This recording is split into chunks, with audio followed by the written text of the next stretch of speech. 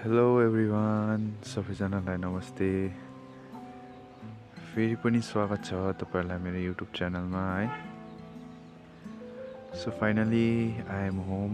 अनि आज चाहिँ यसो फुलहरू हेरिरहेको थिएँ है।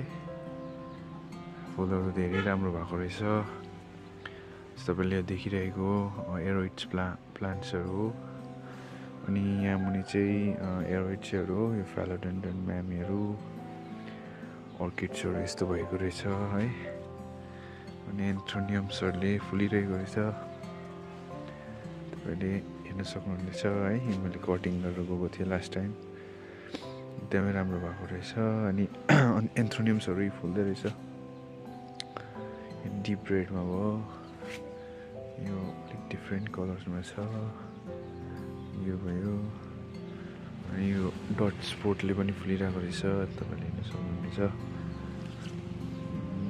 मेरो प्लान्ट्सहरू एकदमै राम्रो भएको रहेछ है। खासै केही छैन है, यहाँ यसो प्लान्ट्सहरू हेर्दै थिएँ। अनि यहाँनिर यो मार्बल्सहरू एकदम राम्रो भएको रहेछ।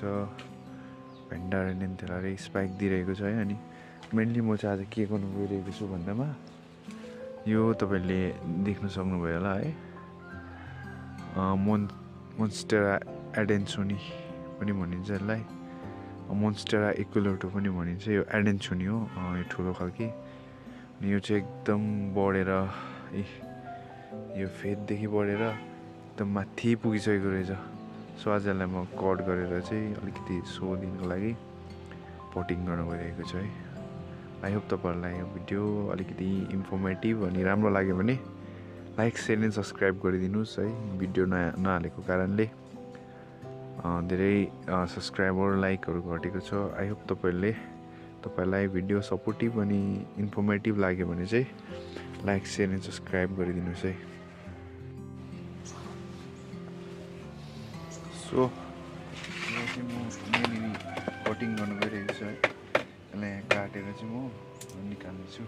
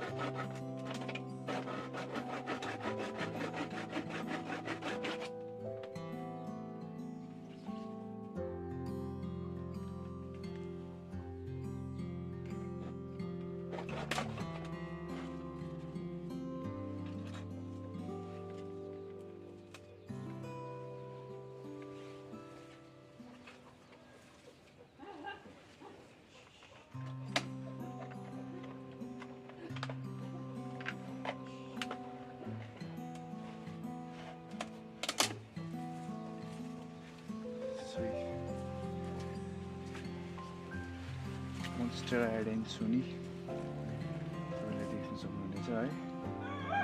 एकदमै ठुलो लिफ भएको छ यो। अनि यसले चाहिँ मैले के गरेको थिएँ भन्दामा, सपोर्टिभ यो चाहिँ यस्तो खम्बा हुन्छ, त्यसमा लास्ट इयर यो बोरालाई बाँधेर राखेको थिएँ। एकदमै राम्रो भएको रहेछ। बढेर धेरै अग्लो भएको कारणले चाहिँ मैले लाजै काटिदिएँ है। सबैलाई पटिङ गरौँ। सो मैले चाहिँ गराउनुभन्दा पहिला नै पट अर्डर गरेर पनि ल्याइसकेको थिएँ। अनि एकदमै राम्रो क्वालिटीको आएको छ। यो ट्रान्सपरेन्ट पट हो। अनि यो 6x7 को पट हो, एकदमै राम्रो छ, क्वालिटी पनि राम्रो छ। मैले अनलाइन अर्डर गरेको। अनि यो तपाईँहरूले हेर्नुभयो भने यो चाहिँ हो अर्किड पट। यसमा चाहिँ होल्स हुन्छ है, जो अर्किडलाई चाहिँ अलिकति एयर फ्लो चाहिन्छ। अनि यो पनि मलाई अलिकति इन्ट्रेस्टिङ लागेर यसपालि लिएर आएँ। अनलाइन अर्डर गरेँ। यो कोन हो है। यो कोनमा चाहिँ के गर्नुपर्छ भने ह्याङ्गिङ अर्किड्सहरूलाई हालेर रोप्नुपर्छ है। सो यो वान अफ दिसमा एउटा प्लटमा चाहिँ म यसलाई हाल्नु पऱ्यो। म्यानोरिङमा त्यस्तो खासै केही युज गरेको छुइनँ मैले। यो अलिकति लास्ट इयरको राम्रो खालको मल मिक्सअप भइसकेको मल है। यसमा अलिअलि बलुवा सलुवा हालेर गरेको मल छ। अनि म यसमा नै यसलाई जस्ट पटिङ गरिदिनेछु है।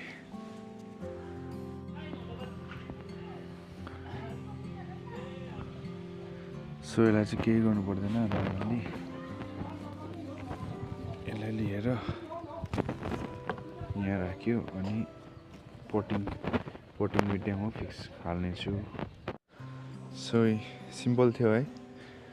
त्यसलाई टप कटिङ गरेर यी मैले त्यो बाँसमा लागेको थिएँ। रुटिङहरू पनि राम्रो छ, पोटिङ पनि भइसक्यो। अब बस यसलाई वाटरिङ चाहिँ राम्रो गर्नुपर्छ। तपाईँहरूले पनि यसरी क्लाइम्बर फालोडेन्ड्रनहरू छ भने चाहिँ यसरी यो काइन्ड अफ सपोर्ट दिएर यसरी ग्रो गर्नु पनि, पर्मानेन्टली ग्रो गर्नु पनि सक्नुहुन्छ है। अनि बादमा त्यसलाई हटाएर यसरी पटमा पनि लाउन सक्नुहुनेछ। यो चाहिँ मोन्स्टेरा एडेन्सोनिया हो, तर यो चाहिँ अलिकति जाइन्ट फर्ममा हो है। तपाईँले यसको लिफ र फेनिट्रेसन देख्नुभयो भने यो चाहिँ अलिकति जाइन्ट फर्ममा छ। अर्को चाहिँ हुन्छ अलिकति मिनिएचर फर्ममा हुन्छ मोन्स्टेरा एडेन्सोनियाको है। अहिले त भ्यारिगेटेड पनि आएको छ। भ्यारिगेटेड धेरै राम्रो हुन्छ। यो चाहिँ मिनिएचर फर्ममा हो है। मिनिएचर फर्ममा चाहिँ एकदमै सानो स्टेम आएर यतिकै बढ्छ। जाइन्ट फर्ममा चाहिँ यसको लिफ अलिकति ठुलो हुन्छ। चाहिँ पटिङ गरेर है 3 दिन भइसकिसक्यो। विन्टरमा कटिङ गर्दाखेरि चाहिँ अलिकति रिस्की हुन्छ है, अलिकति बिग्रिन्छ भन्ने डर लागेको थियो। तर त्यस्तो बिग्रेको छैन है। मैले कटिङ गरेर पनि यसलाई यसरी राखिसकेको छु। अलिकति यसको यो लिफ चाहिँ अलिकति डढेको छ, तर यो न्यू लिफ आइरहेको थियो है, राम्रै भएको छ।